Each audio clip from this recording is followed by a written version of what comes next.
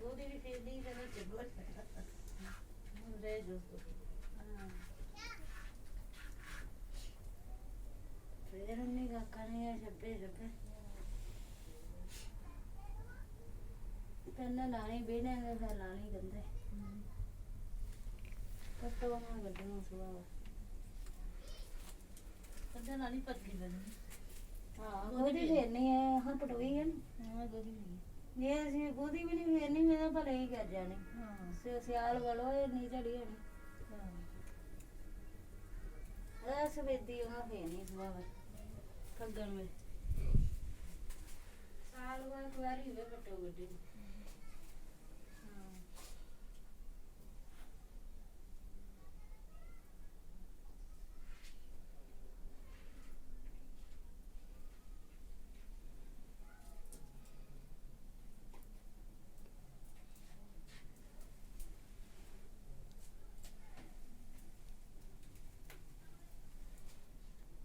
पानी भरियो हमारे आगे भरियो टोपना पानी जेडी